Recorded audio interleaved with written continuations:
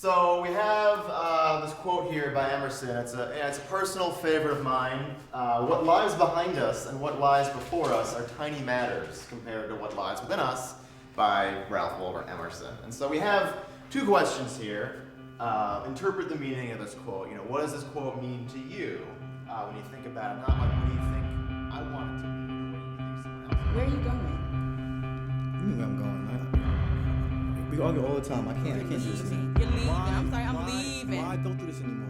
Do you love your son? Do you love your son? Do you love your son? Do you love your son? Answer me. Answer me. Do you love and don't come back. Don't even look for your son. You ain't gonna see him. My son, okay? Get off Everything you need for him, my son. But you and I are through. You know what? Get out. Listen, she doesn't matter.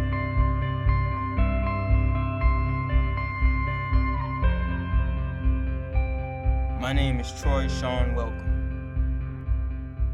I go to Hardin High School in the Bronx. I hate it.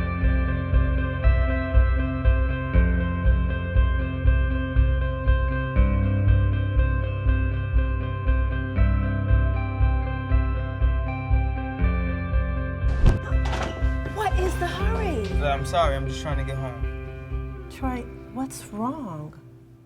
I just got off the phone with the school I was telling you about. I think this would really be a perfect fit for you. Nothing's wrong. I'll think about the school, but I gotta go, okay? I'm sorry, I gotta go.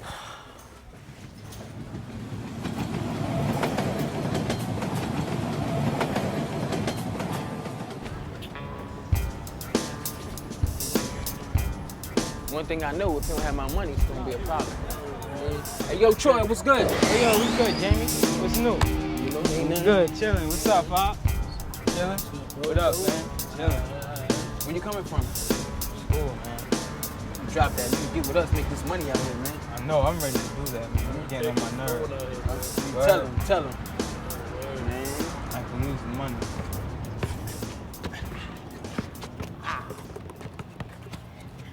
Yeah, that's good defense. That's good defense, little man. Oh!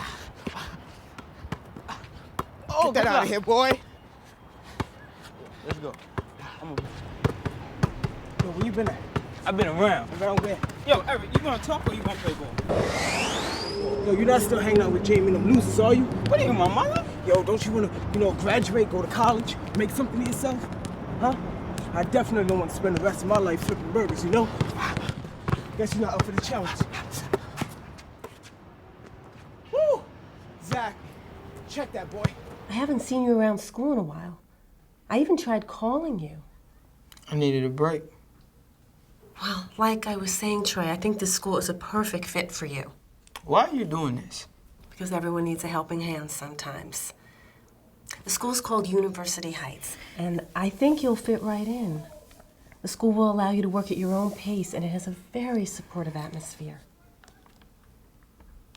I don't know, it sounds weird. And you know Eric loves it there.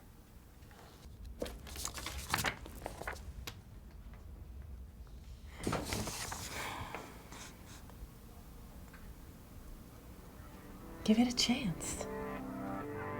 I decided to take Mrs. Edwards' advice and apply to University Heights. It all seemed kind of strange to me at first. I felt a little better since I knew Eric was here.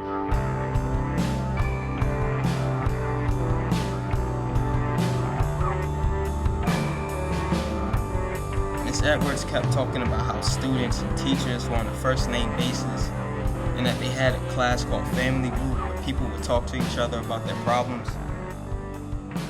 It all sounded good, but I knew it was going to be hard to adjust to a new school and new people. Yeah, my mother and I never got along either. I guess that's why she kicked me out when I was 15. And I've been in foster care ever since. I've been in foster care since I was 5. But that's just because you're ugly. Melissa, stop teasing. Thank you guys for sharing. Troy, would you like to join in? Okay, everyone, we'll regroup same time next week. I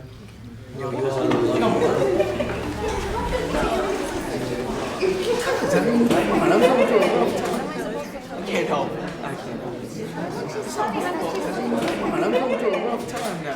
When I first heard the word alternative, I thought that there would be a lot of people who were put here because they had a record of fighting or who were expelled from school. Hey, Troy, right? Everything all right? Yeah. Look, I know it's hard at first. This just doesn't feel like it's for me. I remember when I was new here, I felt like I didn't know how I was gonna open up in that room to everyone, but you know, one day, it felt right.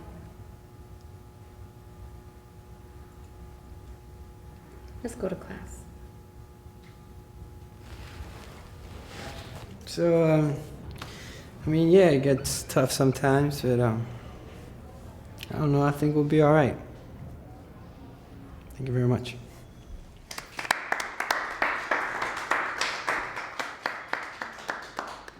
Very good, Raymond. Who's next?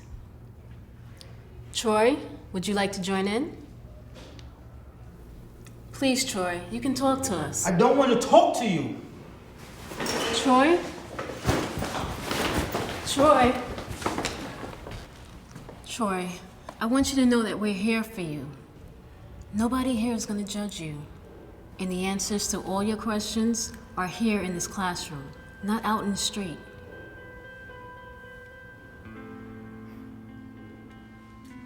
Well, my foster dad just got remarried, and now he's got a new family, and I feel like he doesn't want me anymore. We used to spend a lot of time together. Jason had some of the same problems with his dad that me and my dad had. I haven't spoken to my dad in 3 years. He hasn't called me, and I haven't called him. I guess we're both stubborn like that.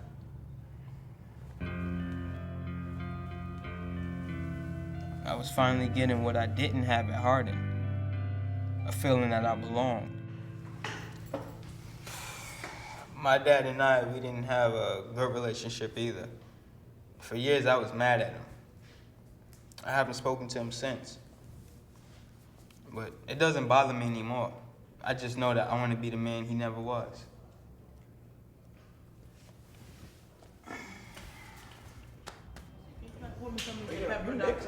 Damn. Yeah, I'll get some of the Dr. Pepper. How's that taste? Yo, girl, what I taste any different? It's the waiter. It's the waiter. Yo, have me that, man. I want to try this. No. Yeah, you want. She mixes it up. Drink it. She mixes it up. Did you mix something? It was hard, but I finally found a place where I could be myself and achieve my dream of graduating high school and being the first person in my family to go to college. Hey. Yo, come on, man. The ceremony's about to start. All right, go. All right, come on. I'm looking sharp. Starting college was like starting another new era in my life. Just like when I went to University Heights. And you know what they say, anytime things are going well, something bad was always just around the corner. So what was the British Empire at this time? Anybody have any ideas? Every continent they controlled except Antarctica. They were in India, Indonesia, in parts of China. They had the world's largest empire, not just by conquest, but through marriage. Anyway, that's England. Excuse me, Professor Chambers. Yes. What's up with the C-? I'll tell you the truth, you deserved a lower grade. I was trying to help you. College was hell. Having to go to school full-time and work, it was taking a toll on me. So what's up with that shorty, yo? She was feeling you? Word? I ain't peeped it over yet. She hot? She hot? Word? You got the number 2? Word? Hey, what up, Troy? I ain't seen you in a while. Yo, I've been around, man, but I gotta go. I'll catch up with y'all. Oh, word? It's like that? You used to chill with us, too. Think of all that. Hey, Professor Chambers. Professor Chambers. Yes, Mr. Welcome? Look, I'm sorry, but I need an extension on a history assignment. My office hours are 2 p.m. to 4 p.m., Mondays and Wednesdays. I know, but I just had a lot of work, and then my job is taking its toll on me. Join the club, Mr. Welcome.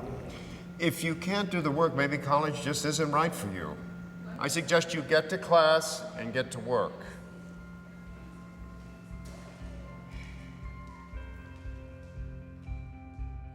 Maybe he's right. Maybe I'm not ready for college. Maybe college isn't for me.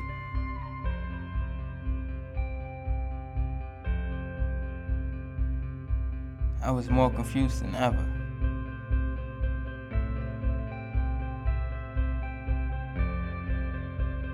Don't run away from challenges that really become difficult.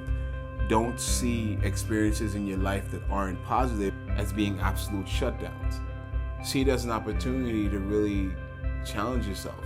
See it as an opportunity to really get to know yourself in a way you haven't known yourself before.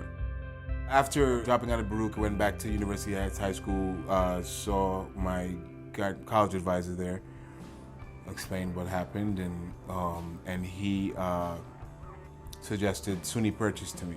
It was a different experience. Living away from the city was, I think, great. The challenges that presented themselves there really got me to understand myself a lot more. My principal at University Heights High School asked me what I was doing. I said, I have no idea. I just graduated, but I haven't found a job. So she said, well, what do you think about teaching? Teaching? I just got out of college. I know nothing of it. Thanks for offering.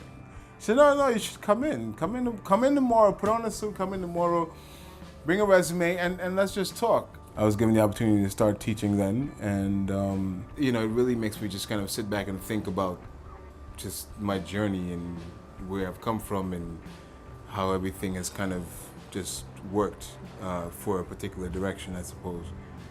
But it's that time in my life was I think riddled with a lot of uncertainties and instability in terms of trying to figure out where I fit and what was going on with me. I come across many students of mine that remind me of where I was at that point in time, and we're talking about being in I think a fairly cloudy place. I'll find that I have a lot of very intelligent young Black and Latino men, and in the classroom, you can see that they're just hiding that. They'll give a response, but the response will come with this frustration of, I don't want to answer this, but I'm answering it. You know what I mean? And the response is actually a spectacular response, but it's shaded with this, I don't want to do this, you're forcing me to do this, so I need to look good for everyone else. And so for me, it's every day is a opportunity to provide students with the ability to change, the ability to be more responsible, the ability to see themselves. Going to University Heights, it's one of those moments that marked something in my life. For the first time in quite a long time, I didn't have a barrage of thoughts in my mind that I couldn't really get through and figure through that kind of just caused me to want to just shut down completely from everything. And I felt I could breathe, I could relax, and I didn't have to think, and I was just happy. And it was definitely a moment that I think marks my experience at University Heights, because almost everything that I experienced there, I think, brought me some sense of joy. The curriculum, what was expected of us. It was about presenting your work. It was about being able to defend your knowledge, defend what you say you learned, being able to prove that at a round table. And the relationships with the teachers, the relationships that were built. They were they were definitely an important chapter of my life. The difficult times in life are there for a reason. And if you can find the fortitude, if you could find the strength and courage to stand up to it, to look at it, to examine it, to not run away from it, and to figure out what you need to be able to conquer it, then once you step over that mound, it is green pastures for a little while until you reach another one.